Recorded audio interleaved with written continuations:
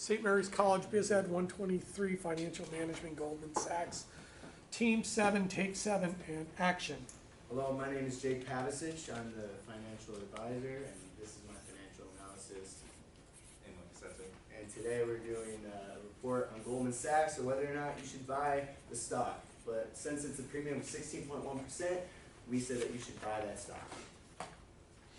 Our overview for today is with our background in leadership, operations and services. We'll be going over bank rankings, SWOT analysis, financial standings, financial valuation, and our recommendation. So a little bit of background about Goldman Sachs is they're traded publicly on the MAH01413 ticker. They were founded in 1869 by Marcus Goldman, and the current CEO is David Solomon.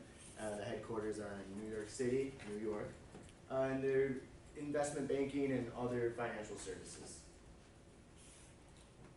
They have 36,000 employees worldwide, $916 billion in assets, and $75 billion in market. They focus on 5 main business principles: extraordinary client service. They value their integrity and honesty between the clients.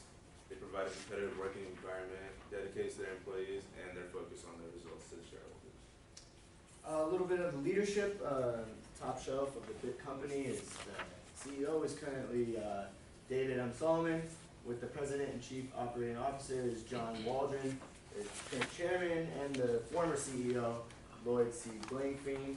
And Richard Nod is the vice chairman as well. Stephen Unsure is the executive vice president and the chief financial officer. And Timothy J. O'Neill is also the vice chairman and global co-head of investment. Some of their operations and services, their main focus at 39% of their business is institutional client services. They also do investment banking, investment management, and investing in lending. So the bank ratings, Goldman Sachs is one of the top 5 banks currently, with $0.9 million or trillion in assets. As you can see, the JP Morgan is absolutely dominating with 2.4 trillion as well. The SWOT analysis, some of their strengths are they have a strong brand name and good financial position. They're well represented geographically across the world. They have diverse operations and are very strong compared to their competitors, and they have a strong amount of employees. Some of their weaknesses include some legal issues. Fluctuating markets can be a problem as well. There are also controversies, underwriting bonds and things of that nature, and also fraud and bribery. And then the opportunities, just one, for example, is expansion in emerging economies, and an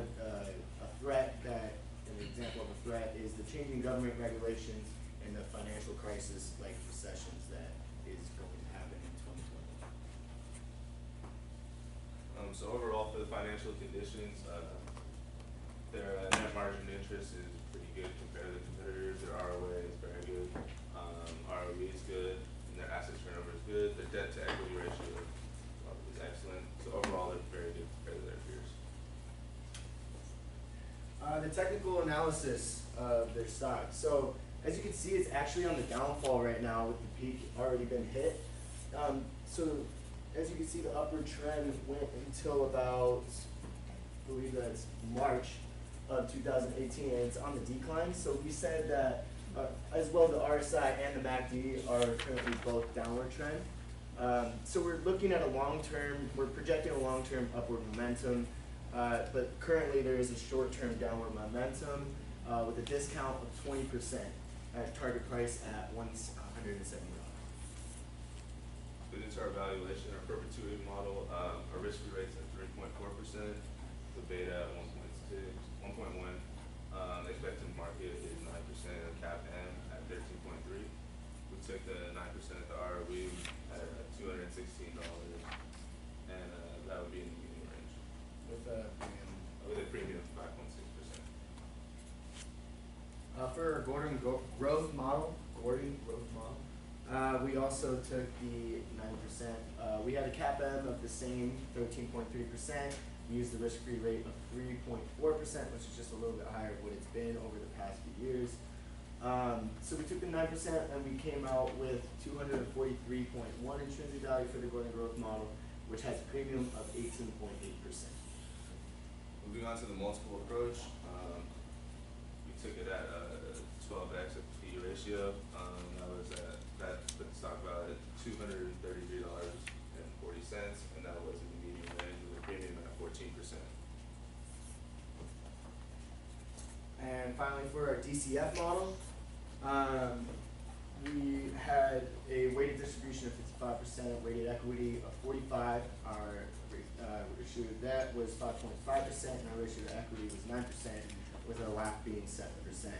And we decided to go with the 9% WACC with a stock value of $242.3,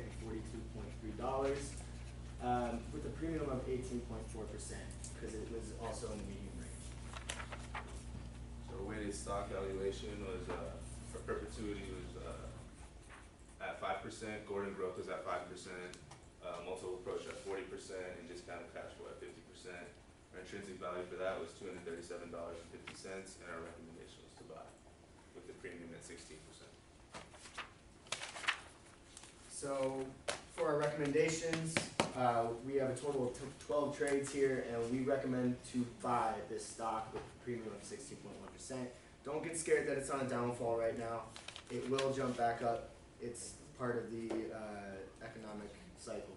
So with our indices, we say buy forwards, buy futures, buy calls on futures, write puts on futures for 4.